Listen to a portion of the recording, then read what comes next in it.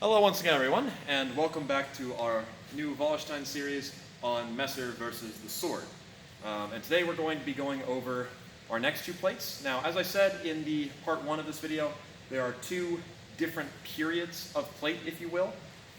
We have the later period sketches, which are attributed to Albrecht Dürer, and they do not have any accompanying text.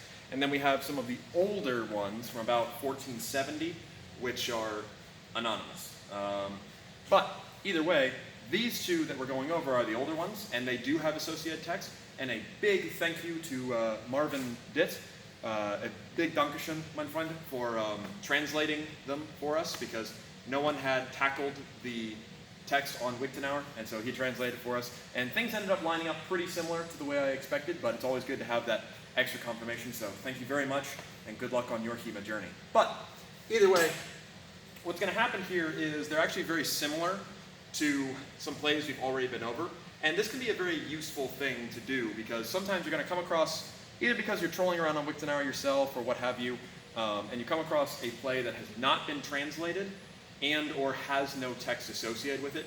How do you tackle figuring it out? Because it's never a good idea to just guess, but if you can make links to either very similar actions or even actions that are like it from the same source, then you've got a good working train of thought. Now in this case, these two plays are very, very similar to an action from the longsword section, and coupled with the descriptions, because we do have translated text from the Messer section, we can pretty easily put things together, and like I said, the text is kind of lined right up with my interpretation, so I think we're probably pretty bang on. So helping me today is Nye, one of my Messer guys, and I'm going to abuse him a little bit. So, first and foremost, we don't have a starting stance, we just have the actions.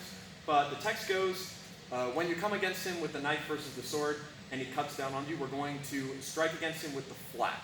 Now, when it comes to striking against someone with the flat, what that means is that rather than binding with the edge, I'm going to turn my Messer so it slides down. Now, based upon how most Messer actions work, and based upon how the Messer in the dedicated section goes, we're looking to get him to land on the nail. So, this could mean one of two things. We could either be trying to bind against him from the outside to get it on the nail, which is possible, but doesn't really lead into the actions very well, or more likely, we're trying to get that inside shot so I can connect against him in this kind of crown-like position, right? So this is where I think we're starting from. Now, as to how we get there, I'm not exactly sure, but based upon the follow-up text, we're going to go ahead and go with the fact that I'm stepping right foot forward into it. There's a couple of different reasons you may want to do this. Number one is that it is stronger, right?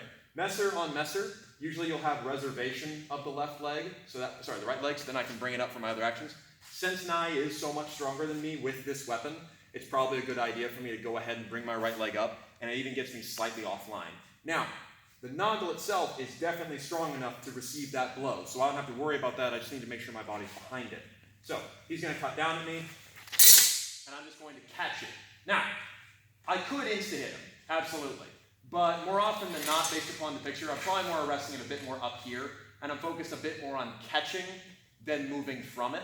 As when it comes to the Messer versus longsword game, as we talked about last week, I have to fight in my ideal distance. And while yes, I could absolutely nail that insta-shot, he can work at that ideal range a lot easier than me. So for example, if Nye is spry, and I try to step up and catch this, and I'm trying to insta-hit him, and he sees it coming, he could, I don't know, just do whatever feels right.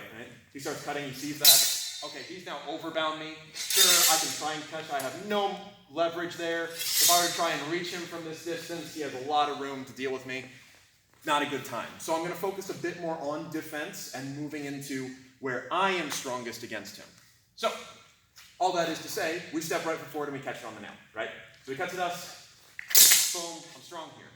Now I'm going to pass straight forward with my left foot. I'm going to take my left hand, I'm going to grab hold of his elbow. This should seem very familiar if you've done the longsword section with us. Once I grab that elbow, I'm going to go ahead and roll my hook over, and I'm just going to twist, and I can cast him down over my leg. Now this could be interpreted as being deep enough that you're doing kind of a hip throw, or it could be just where I am right now, where I'm more of controlling the weapon and just turning him over, right? Either way is completely fine. Regardless of his two hands on the blade, if I get control of that right arm with 2 points of contact, he can't really resist me that easily, and the weapon at that point does not play into it at all.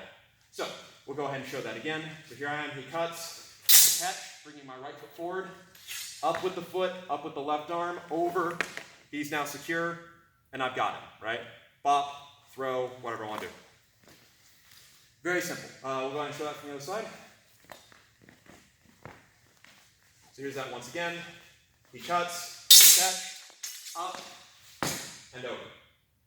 Now the hardest part about this is making sure that you're stepping straight forward with your left foot, not around behind him, as I do want to take him forward.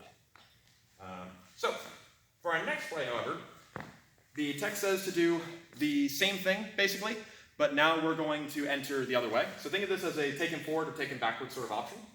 So once again, I'm going to bind it to flat. He comes in. I'm still bringing my right leg forward, but now I'm going to take a bigger step around, and I'm going to, quote, go kind of high and onto him with the messer. So I'm going to kind of raise up as I move in. So I'm coming in. I'm going to cast my left arm across his body, right? My left leg goes behind his right leg, and I want to kind of get into the crux of his knee right there. And all I'm going to do is I'm going to invert my hand. I'm going to pretend I'm looking at something and reaching over there. Just hold him, and I can stab him or do whatever I want to do. And that's where this play ends. So, here's that again, a little smoother. And as you can see, it off balances pretty easily. So, nothing too complicated here, really. In fact, compared to most longsword sections, these are some of the first throws you learn. It matches up perfectly with the longsword on longsword section. It's very much still in line with the messer on messer section. So, it's not really surprising that they would take these two techniques that work very well and just apply them here. So let's switch places one more time. We'll show that again. So, in comes that cut, catch, through, got that point. Really simple. So, thank you very much, Nat. And like I said, thank you very much again to Martin for assisting us with the translation there. Lined up really well with what I thought was going on, and it's really good to have that confirmation, especially in regards to catching with the flat, as that pretty much ensures that what we're doing here is probably bang on the money. Next week, we're going to be tackling the other 3 Dürer sketches, and that'll be probably a bit more of a talky video, so bear that in mind. But otherwise, thank you all very, very much for watching and your continued support. We'll go over some other techniques another time.